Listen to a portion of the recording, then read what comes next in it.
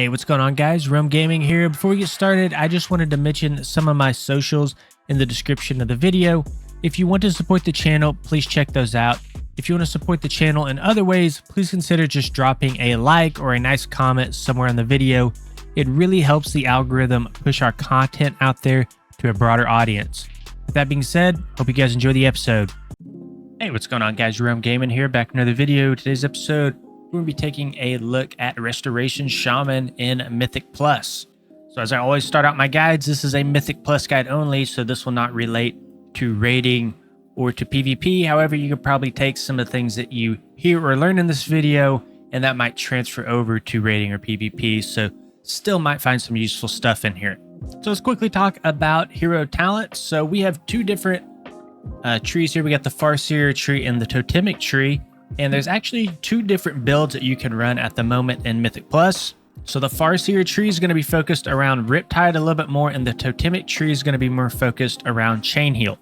So there's a page on the Shaman Discord that kind of talks about the differences between the two, but from a throughput standpoint, these two are very, very close. So really, you're just going to be playing whichever one you enjoyed the most. And this is really cool because we haven't seen this much between hero talent trees. Typically, there's one that is objectively better than the other.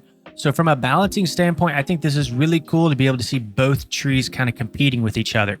Now, I am sure at some point throughout the season, one will become objectively better than the other, you know, just with like tuning and everything that happens throughout the season.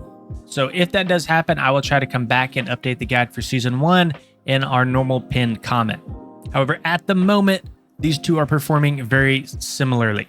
Let's quickly talk about the Farseer tree first, and we'll get into the Totemic tree. So the Farseer tree is going to be focused a little bit more around Riptide rather than Chain Heal. So if we just briefly look at our talents really quick, you can kind of see we're not running High Tide, we're not running Tidebringer, anything that focuses around Chain Heal. Everything is focused around trying to spread out your Riptides through Primordial Wave. So let's just quickly kind of talk about the Farseer tree, I guess, by itself. We can dive into talents later. But for now, with Farseer, we have Call of the Ancestors, so benefiting from your undulation, calls an ancestor to your side for 10 seconds, and then also casting Unleash Life calls an ancestor to your side for 16 seconds. So you actually have a choice between the two right here. You can take Unleash Life or your undulation here, and these two are actually going to be what procs your Farseers. All right, if you're not sure how undulation kind of works, basically through 3 healing surges, so 1, 2, then you can kind of see we get this glow effect between our healing surge or healing wave. This glow effect means your next ancestor will be procced, basically. And this also means, you know, you're going to get the benefits as well from your undulations. So I just lost it there. Let's get it back up again. Healing surge. And then on the third cast here, you can see we get our Farseer that spawns, and then we also got the increased benefit on that third healing surge. So this whole playstyle is going to be really focused around proccing your undulation and then also spreading out a whole bunch of Riptides, which I really like that playstyle personally. Briefly go through the tree here. Elemental Reverb, we're getting 5% increased damage on Lava Burst. We get an additional charge, and then we also get an additional charge on Riptide and 5% more healing. Very strong. Right below that, we have Spirit Walker's Momentum Grace. Any spell that you cast with a cast time will add 1 second up to the duration of your Spirit Walker's Grace. Top center here, we have Heed My Call, so ancestors will last an additional 4 seconds. The other option is Routine Communication. Riptide has a 15% chance to call an ancestor to your side for 10 seconds. So it seems like at the moment, most people are taking Heed My Call for Mythic Plus. Then here in the middle of the tree, we have Primordial Capacity, very strong node here. So this will increase our max mana by 5. And then Tidal Waves can now stack up to 4 times instead of 2. So if you're not sure what Tidal Waves is, this is going to be through our Riptide. We'll talk about this a little bit more later in the video, but just know that it's this node here, and this will stack to 4 times instead of 2. Maelstrom Supremacy down here in the middle center of the tree increases healing done by healing Wave, Surge, Wellspring, Downpour, Chain Heal by 8%. In the top left here, we are taking Latin Wisdom versus Ancient Fellowship. So Ancient Fellowship, ancestors have a 20% chance to call another ancestor for 10 seconds when they expire, versus Latin Wisdom, your ancestors' spells are 20% more powerful. So this is probably going to be the node that we're taking because we want to be able to survive that burst healing. That's normally the biggest issue with wipes and Mythic Plus is just a ton of damage on those really big pools. And we just want to get as much bang for our buck as we possibly can on those really big pools. We're also taking Offering from Beyond. So when an Ancestor's called, they reduce the cooldown of Riptide by 2 seconds, so we can get more Riptides out. And then we also have Natural Harmony versus Earth and Communion. Basically, Earth and Communion is going to beef up our Earth Shield with 3 additional charges, and it's going to heal for 25% more. And then Natural Harmony here reduces the cooldown of Nature's Guardian by 15 seconds, causes it to heal for an additional 10% of your max health. So we have Nature's Guardian right here. When your health is brought below 35%, you instantly heal for 20% of your max health. This cannot occur more than once every 45 seconds. At the very bottom of the tree, I can't remember if we talked about this yet, but I don't think we have Ancestral Swiftness on a 30-second cooldown. Your next healing or damaging spell is instant cast, costs no mana, and deals 10% increased damage and healing.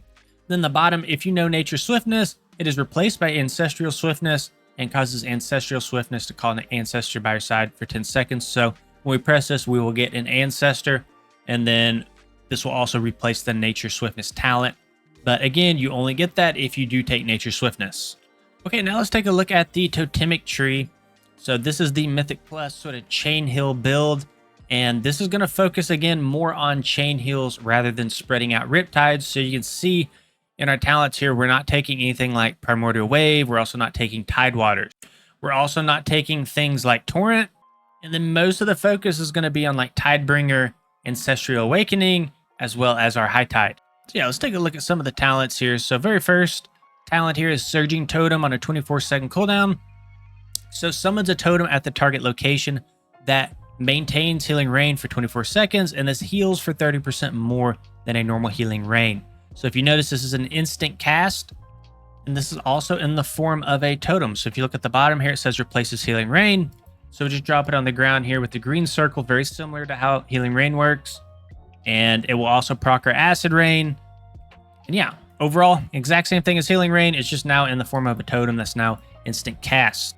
Then another thing, this lasts for 24 seconds versus the normal Healing Rain only lasting for 10 seconds. All right, let's dive a little bit further now.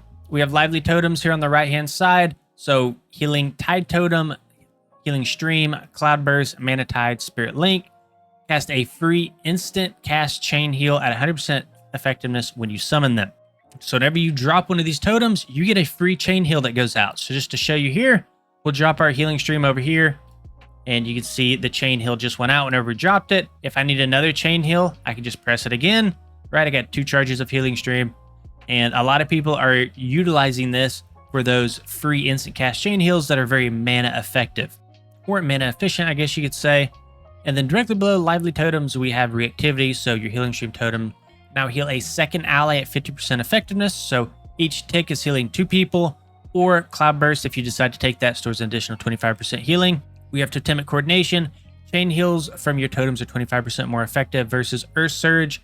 Allies affected by your Earth and Wall totem, Ancestral Protection, Totem, and Earth Living effect receive 10% increased healing from you. So Totemic Coordination is what we'll be taking in this case. Top center of the tree, we have Amplification Core. So while Surging Totem is active, your damage and healing done is increased by 3%. So very strong, very important to always keep Surging Totem down if mana allows. And then we also have Oversurge competing here. So while Ascendance is active, Surging Totem is 150% more effective. So in this case, we're taking Amplification Core. Wind Barrier here in the center of the tree. If you have a totem active, your totem grants you a shield absorbing 220,000 damage for 30 seconds every 30 seconds. So just another incentive to keep our totems down, granting us this additional absorb shield. Then at the bottom center of the tree, we have Supportive Imbuements versus Pulse Capacitor. So increases the healing done by Surging Totem by 25% if you're taking Pulse Capacitor. In our case, we're going to be taking Supportive Imbuements. Just to read it out here, imbue your shield with the element of water for 1 hour. Your healing done is increased by 2%, and the duration of your Healing Stream Totem and Cloudburst is increased by 4 seconds. So if you do not have a shield and you're like me and you're running a staff while you're trying to gear up, you will instead be taking Pulse Capacitor. So you do have to have a shield to take this hero talent. But if you do have a shield, this is the one to run. Top left here, we have Totemic Rebound. Chain Heal now jumps to a nearby totem within 23 yards once it reaches its max targets, causing the totem to cast Chain Heal on an injured ally within 30 yards for 87,000, jumps to 2 nearby targets within 23 yards. So this is basically a chain heal on a chain heal. So at the end of your chain heal, it will cast itself on the totem. The final link will go to this totem, and then you'll get another mini version of chain heal that goes out once again. So very strong talent here. Right below it, we have two options. We have Swift Recall versus Oversized Totems. So Oversized Totems increase the size and radius of your totems by 50% and health of your totems by 30%. Then we also have Swift Recall here. Successfully removing a harmful effect with Tremor or Poison Cleansing Totem, or controlling an enemy with Cap Totem or Earth Grab Totem reduces the cooldown of the totem used by 5 seconds. So the clear winner here. This other totem might be used in PvP. Oversized Totems, not 100% sure. But anytime we can get CDR on Cap Totem, we will be taking that. And this cannot occur more than once every 20 seconds per totem. Then at very bottom left here, we have Imbuement Mastery. Increases the duration of your Earth Living effect by 3 seconds. Then we also have Whirling Elements here. So the passive on this is you have these elemental motes that will orbit around your surging totems. Your abilities consume the motes for enhanced effects. So we have a water, we have an air, and we have an earth. On the water, your next healing wave or healing surge also heals an ally inside of your healing rain at 100% effectiveness.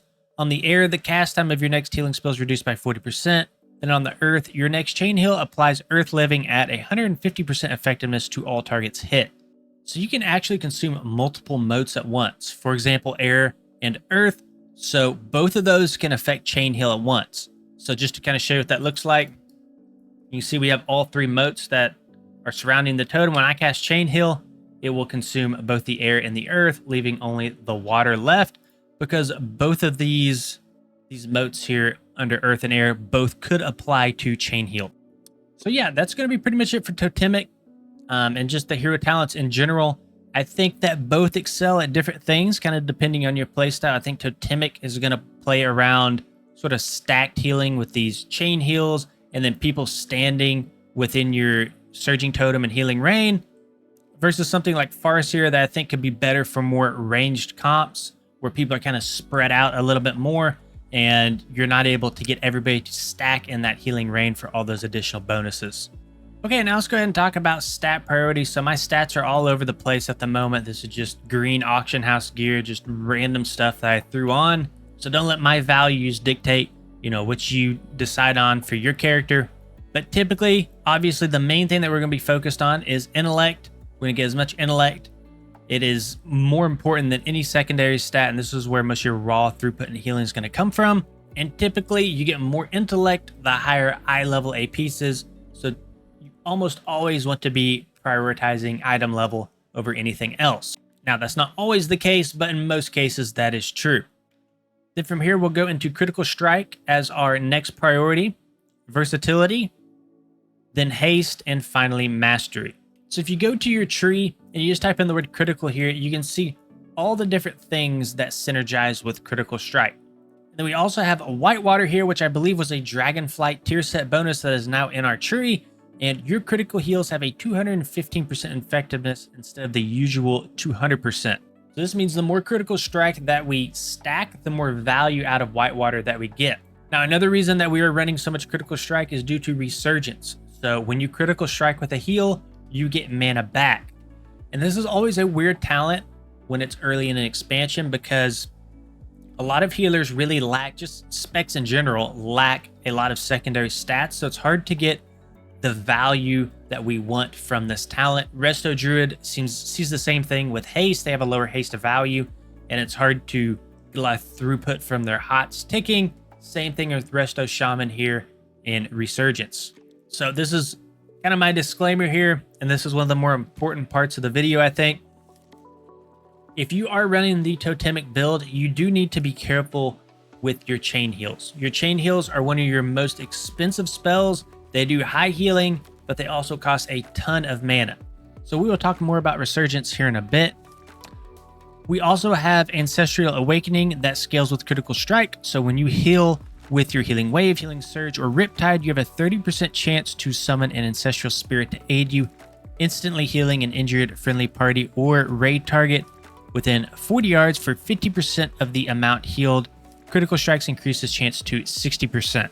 So if you do Critical Strike, basically the chance of summoning an Ancestral doubles from 30% to 60%.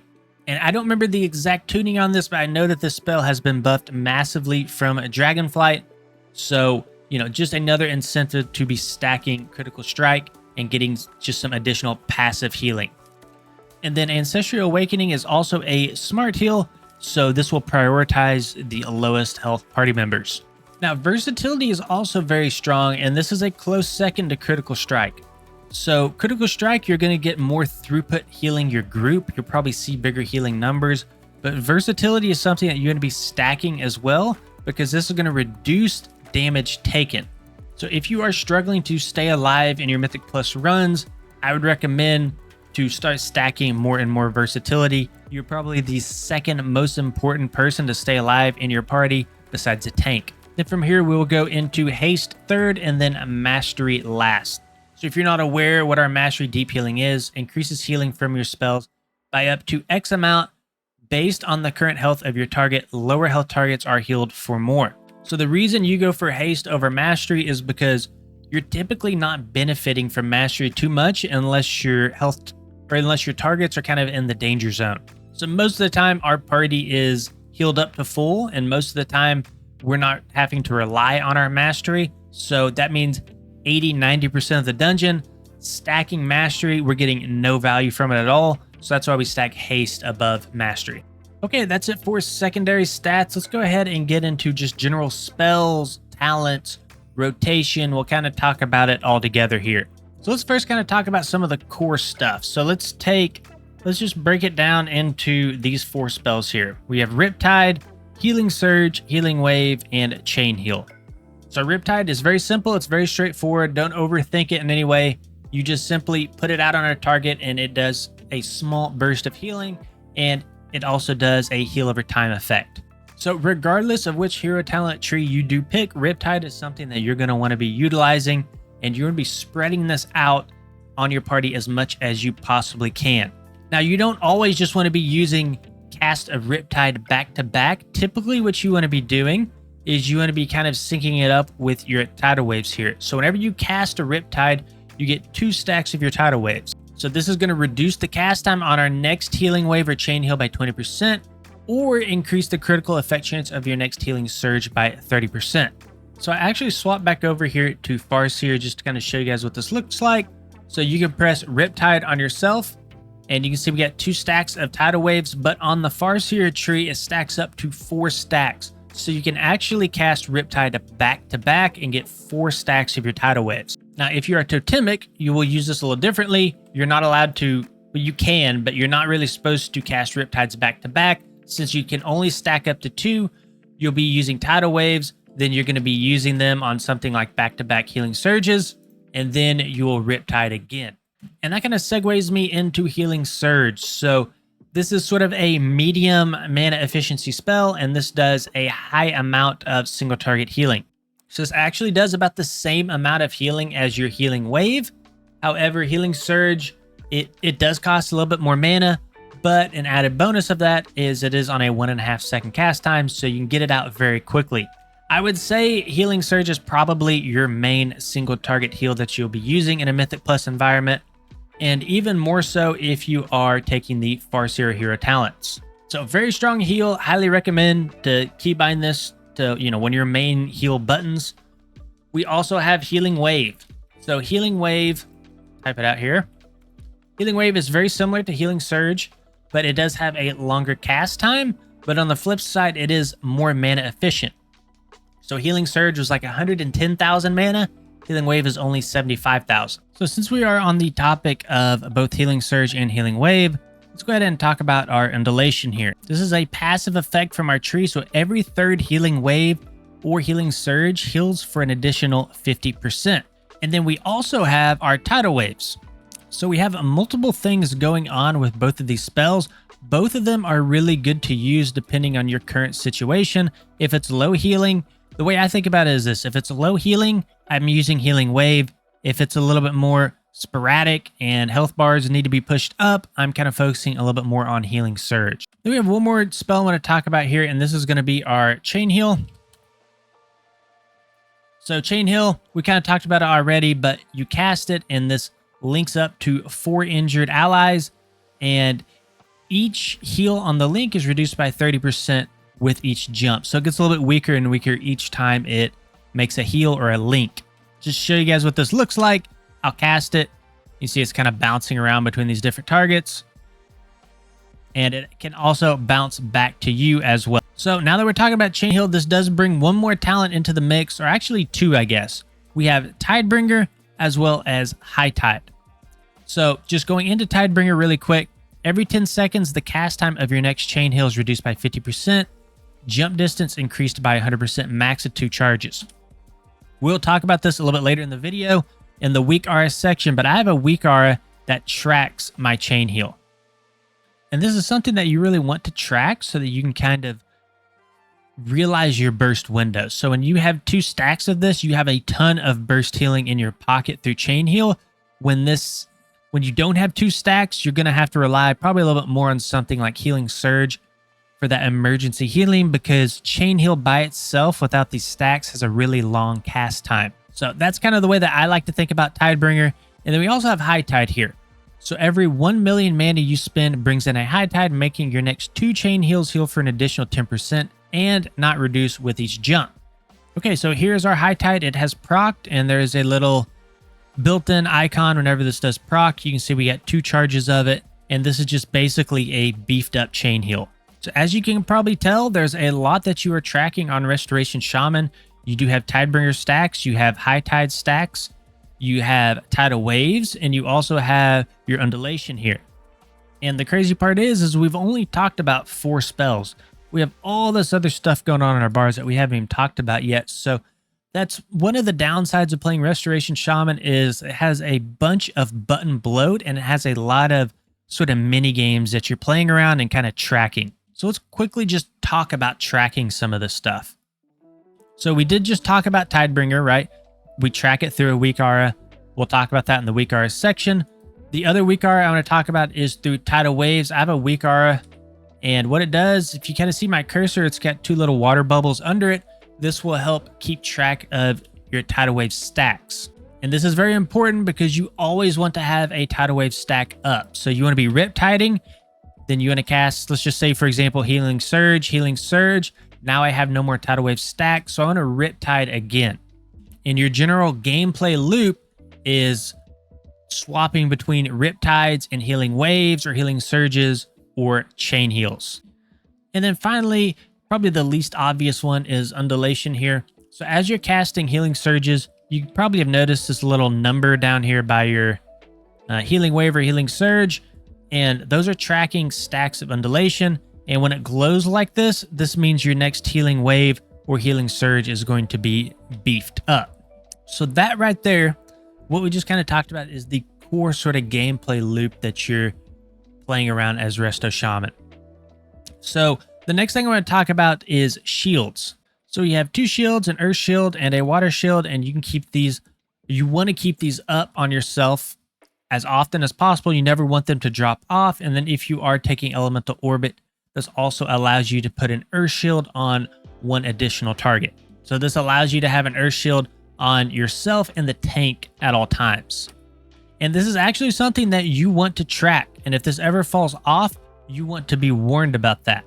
So down here under my character, I do have a weak aura that tracks this, and this will track both charges of Earth Shield. So you can see when I take it off myself, one side of it is, the other side of it is grayed out.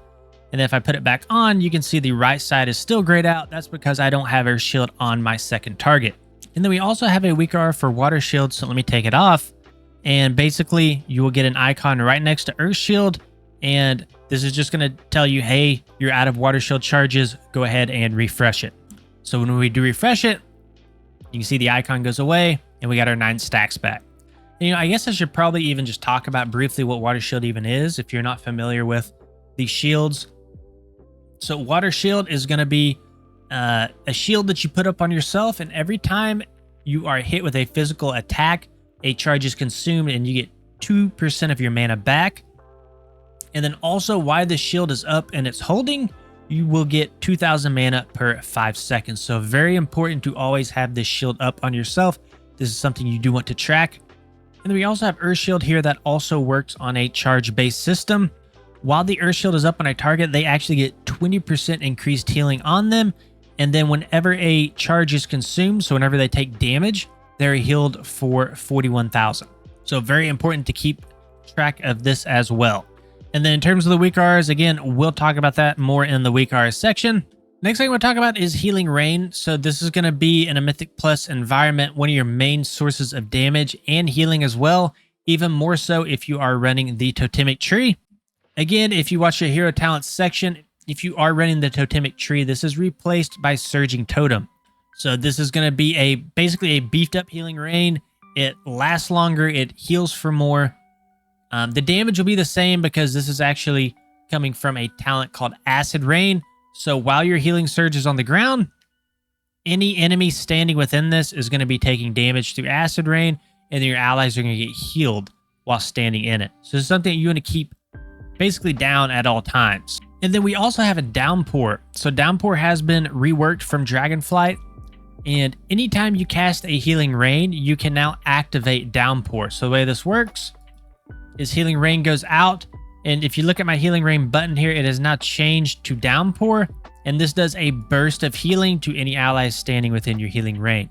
So adding a piece to the puzzle here, something else that kind of fits into your core rotation is Healing Rain. You always want to have this down. Okay, that's pretty much it for the core healing rotation, right? You're kind of weaving in between these 4 or 5 spells here. Let's go ahead and talk a little bit about our damage rotation. So damage rotation is actually very simple on Resto Shaman. You're always going to be casting Chain Heal on 2 or more targets. So Chain Heal, you just cast it as this little lightning effect and it bounces to other targets. And then you also want to be keeping Flameshock up at all times. So if Flameshock is on the target, we can cast Lava Burst. And while Flameshock is up, your Lava Burst is always a guaranteed critical strike. And then you can see here, we got a proc called Lava Surge. And the way this procs is through our Flameshock ticks. So our Flameshock ticks have a chance to proc Lava Surge. And when that does proc, our Lava Burst turns into an instant cast. So we'll wait just a second here for it to proc again. There it is. You can see our Lava Burst is now instant cast. So really, your damage priority is spread out Flameshocks to as many targets as you can. If it's single target, you'll go into spamming your Lava Bursts. And then if it is AoE, you'll go into spamming your Chain Lightnings. And then anytime you get a Lava Surge, you just cast your Lava Burst for those instant cast procs. And of course, in single target scenarios, you're just simply replacing your Chain Lightning with Lightning Bolt. So at any given time, you're typically just rotating between 3 abilities, and then your lightning spell will rotate in and out based on the number of targets. Okay, now let's just talk about utility, defensives, and cooldowns. All right, so first thing I'm going to talk about is Sky Fury. It is our new buff in War Within, and we did not have this spell in Dragonflight. So this is going to give our party members 2% mastery, and it has a chance to empower their auto attacks to have a 20% chance to instantly strike again for 1 hour. So this is going to be focused a little bit more around melee comps rather than range comps. And to me, this is really good to add to the game because for so many seasons, we've seen caster comps kind of dominate the meta. And I think this is going to give melee DPS sort of a leg up going into War Within Season 1. Not saying melee DPS comps will be meta or anything like that, but it is nice to see that Blizzard is trying to help them out a little bit more.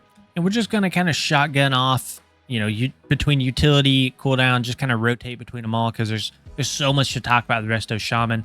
Let's just go ahead and get into Healing Tide Totem on about a 3-minute cooldown, and you drop the totem and it does a bunch of pulse AoE healing.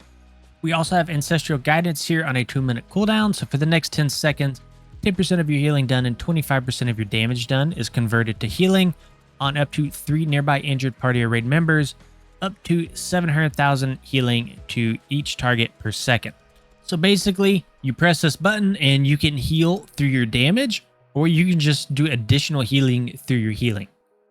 Up next, we have Ascendance on a 3-minute cooldown, so you transform into a Water Ascendant, duplicating all healing you deal at 70% effectiveness for 18 seconds, and immediately healing for 400,000. then Ascendant healing is distributed evenly among allies within 40 yards.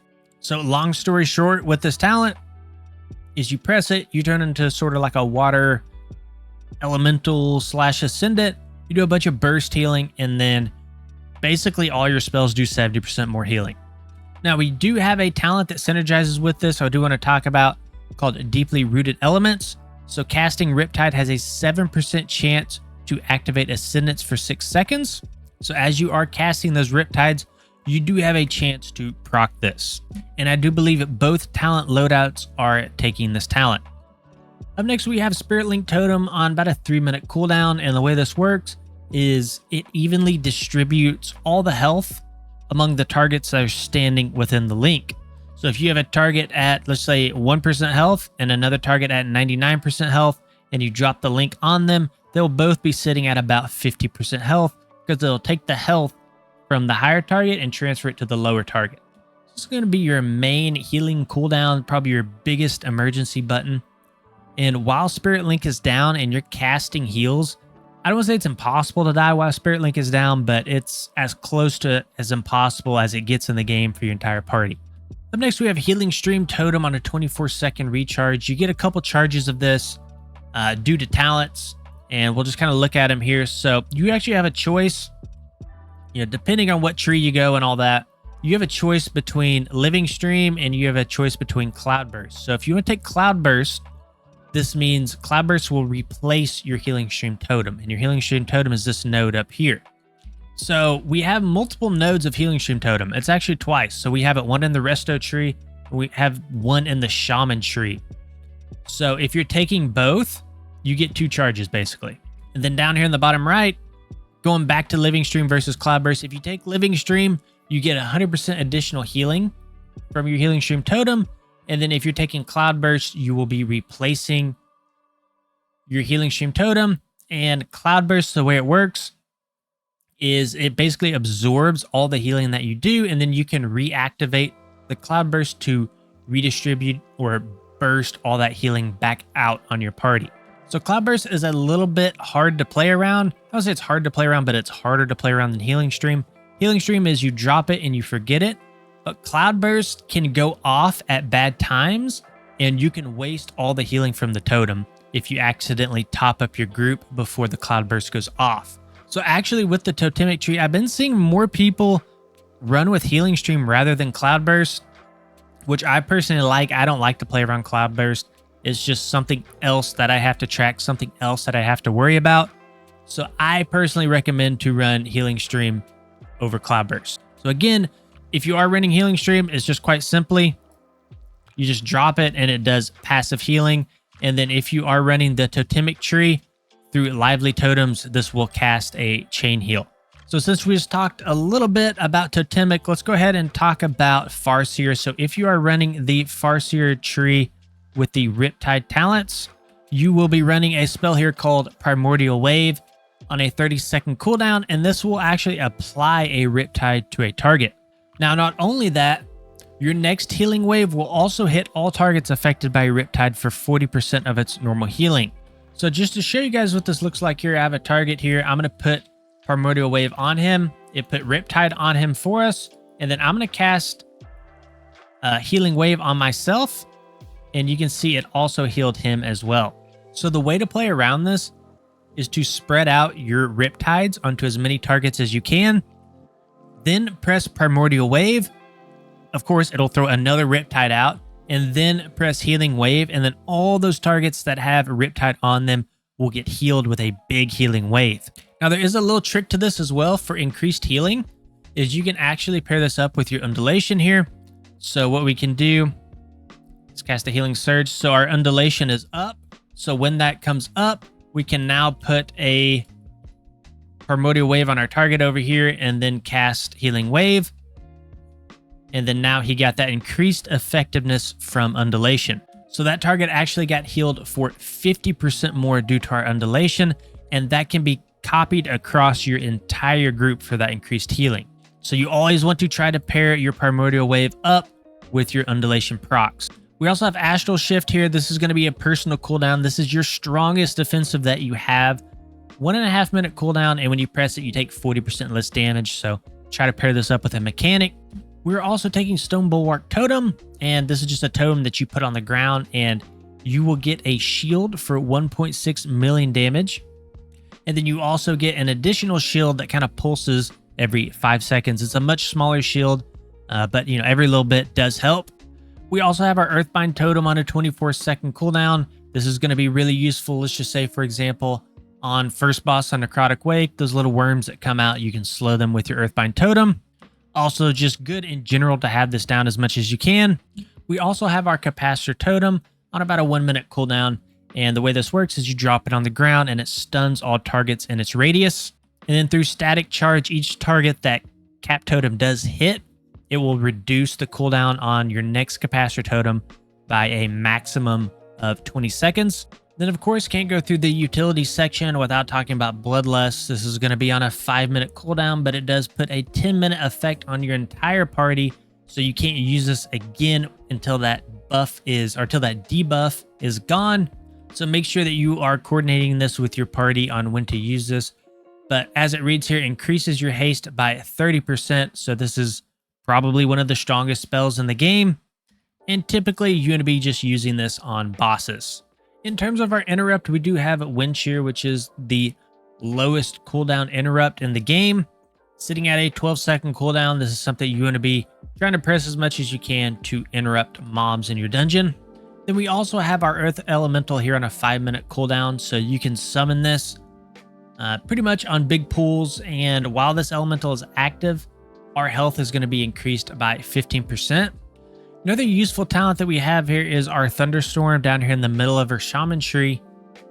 And by itself, it's not very useful. It doesn't do like a ton of damage or anything. It does give a knock effect, and this will interrupt casters. But the problem with it is it knocks enemies out and away from us. But if we do take the Thundershock spell down here below, Thundershock instead, or Thunderstorm will instead knock enemies up instead of away, which is going to be really good to keep that mob density in a Mythic Plus environment. So highly recommend to take Thundershock if you can.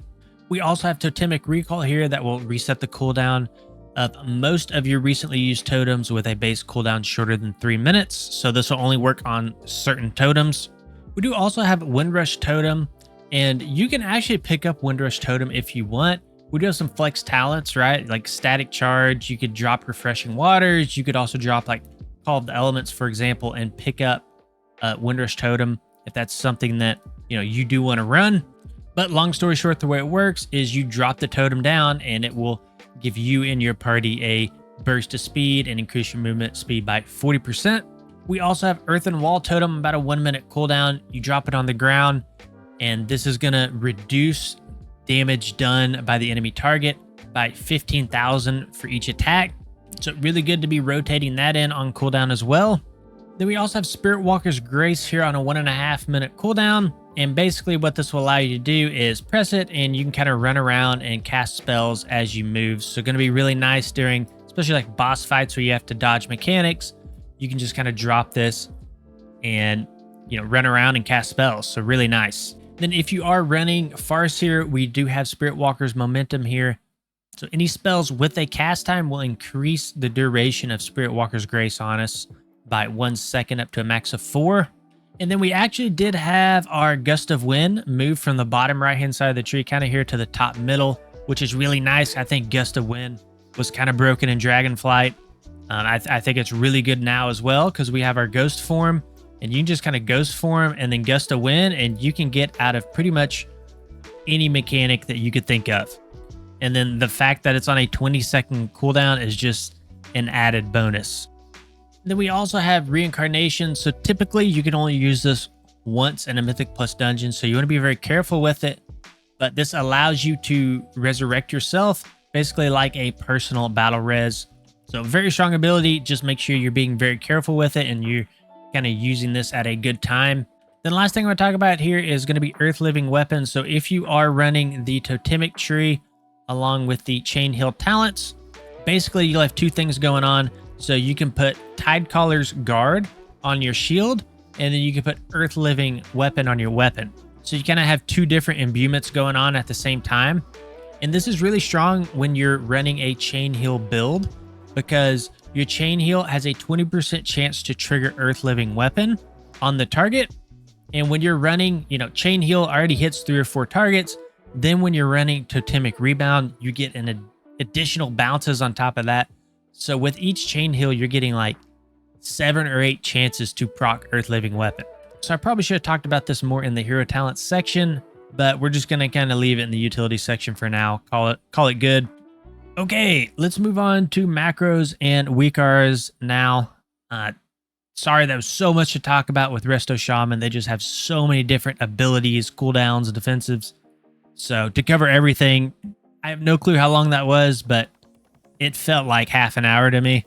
But let's just go ahead and quickly get into some useful weak auras and macros now. So first thing I want to talk about is mouse overs have now been built into the game. So you can just hit escape, go to options, type in the word mouse over, and you can enable mouse over cast.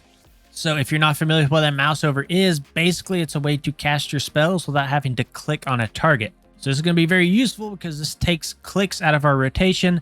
It's less cognitive overload. It's less buttons that we have to press, and we can just do things more efficiently. So I highly, highly recommend to enable that if you haven't already. And if you did have a bunch of built-in mouse over macros, you can ditch all those now since this is built into the game. So first macro I'm going to talk about is how do you place totems as Resto Shaman. So I use this macro here. So this is just an example with Earthbind Totem, but you can kind of change this with any sort of totem that you want. All you simply have to do is just put in the totem name down here at the very end. But all this does is this will just cast the specific totem at your cursor location. So just to show you, I have Earthbind on my Shift E. I'm going to place it over here somewhere. So you can see it just automatically placed it. I didn't have to manually place it there with an additional click. It just happened automatically. So you can also use this with like Capacitor Totem, Earth Grab, Wind Rush, whatever you want to use it with. Highly recommend to work that into your bars somewhere. I also have a Riptide Flameshock macro. So based on whether or not, you're hovering over an enemy or an ally, it's going to cast either Flameshock or Riptide. So you can see I'm hovering my cursor over this right here. I press it. Oh, I guess I was technically on this dummy. I press it, Flameshock goes out. And then if I want to put Riptide on myself, I just hover over myself and Riptide goes on myself. So really nice, kind of a 2-in-1 button. I would highly recommend to put this on your bars as well. Resto Shaman really suffers from button bloat. So this should, hopefully help clear some of that up. They also have a macro here for Healing Rain or Surge. So depending on if you're a Totemic tree or the Farseer tree, it's an all-in-one button. So if you're swapping in and out a bunch, you can just use this one macro here and it will handle both spells based on your hero talents. So just to quickly show you here, I'm Farseer. So you can see I have Healing Rain here now. And then when I switch over to Totemic, you can see the button has automatically changed for me. And now this is the Surging Totem. Up next, we have a button here for Primordial Wave, or I guess a macro for Primordial Wave. And what this is going to do is put Primordial Wave and Healing Wave together into one button. So again, if we go back into Primordial Wave, the second portion of this, your next Healing Wave will also hit all targets affected by your Riptide for 40% of normal healing. So the idea of this macro is to take some of the thinking out of it. Sometimes it can be a little confusing to follow up your Primordial Wave with a Healing Wave to remember that synergy there. So by putting it all into one button, hopefully it can take a little bit of that thinking out of the process. And remember, if you are using this macro, make sure that you are pairing your Healing Wave with 2 stacks of your Undulation. So the third cast of your Healing Wave is then beefed up by 50%. So to simplify that just a little bit more, basically when you press this macro here, you can see my Control 2 has now gone to Healing Wave. It's not glowing, so I don't want to press it yet. So I want to wait until it is glowing. Now it's glowing, so then I press that Healing Wave. Okay, I think that's pretty much it in terms of macros. Let's dive into weak auras now. First weak aura I'm going to talk about is going to be the Tidebringer weak aura. So Tidebringer ICD. All these weak auras will be posted in the description of the video. And I don't know if you guys watched the intro or not, but I kind of talked about this a little bit. I'm going to say in the hero talent section. Can't exactly remember now. But what this is doing is this is tracking our stacks of Tidebringer. Let me go back to the chain heal build really quick. You can see here, this shows that I have 2 charges of Chain Heal that will then be reduced by 50% on its cast time. And then we also get increased jump distance as well. This is really nice to track because this is kind of like a mini burst window for you. So I know that when these 2 charges are up, I can kind of pump out a lot of chain healing. Up next, we have the Tidal Waves weak aura, and this is going to help us keep track of our Tidal Waves charges. So as of right now, the weak aura only tracks up to 2 Tidal Waves charges. So if you are running Farseer, it won't track all 4, but basically it'll tell you, hey, you have Tidal Wave charges that you need to consume. So to briefly show you what that looks like, basically I can just cast Riptide on myself. You can see I have 2 little water globes under my cursor here. And then as I cast Healing Surges, you can see 1 globe gets removed, and then so does the other. So now that both water globes have been removed, I know that I need to be casting another Riptide to get my Tidal Waves back up again. Then thankfully, Undulation as well as our High Tide are kind of built into the game. We can kind of track that already, so we don't need a weak aura for any of those, which is really nice. Last 2 weak auras I'm going to talk about is one for Earth Shield and then one for Water Shield. So the Earth Shield weak aura is called Amani Earth Shield player in Raid, and this will track 2 things. This is going to track, obviously, when an Earth Shield is on yourself. You can see when it's on me, half of it is gray, half of it is colored, and then when I put it on a second target that's within my party, the other half of this will become colored. So that's a way to kind of keep track of both Earth Shield charges within one. Really nice to have. Then the second one is our Water Shield weak aura. So this is called Missing Water Shield Clickable Icon. And basically all that happens is this just simply glows whenever Water Shield falls off. So just to briefly show you this one as well, when I put Earth Shield on or Water Shield on myself, the icon now goes away. Then when I click it off, the icon comes back. Okay, I guess to kind of close out the video here, one thing I did miss, and I wish I didn't miss this. We do have Poison Cleanse Totem, and it's not in either of these builds. Both of these builds came from the Ancestral Guidance Discord server, but just know that on specific, like the Devour affix weeks, you do want to be running Poison Cleanse Totem. So there are specific talents in here that can kind of be swapped around. I think one of the builds didn't have Windrush Totem. You can swap talents around as you see fit. These are just kind of, for the most part, cookie cutter builds. And just know, especially when playing something like Restoration Shaman, you want to move talent points around kind of as you see fit to your own personal playstyle. You don't always just want to follow a specific build. So feel free to move some of these around just kind of according to your playstyle and as you see fit. Okay, guys, I think I covered everything. And I don't know, I probably missed a couple things here and there, but I tried to include absolutely everything that I could think of. Just kind of looking at my video folder here, this looks like it's going to be a very long video. So if you guys watched the whole thing, thank you for sticking around. Let me know in the comments, if I missed anything, especially like a weak aura or a macro that you guys think would be useful, please let me know, and I can include all that information in the next guide. Also, feel free to check out some of the socials in the description of the video. If you guys want to support the channel, I've got all the links and stuff down there. And if you guys enjoyed the video, please consider liking, subscribing, or just leaving a nice comment down below. Thank you guys for watching. We'll see you on the next one.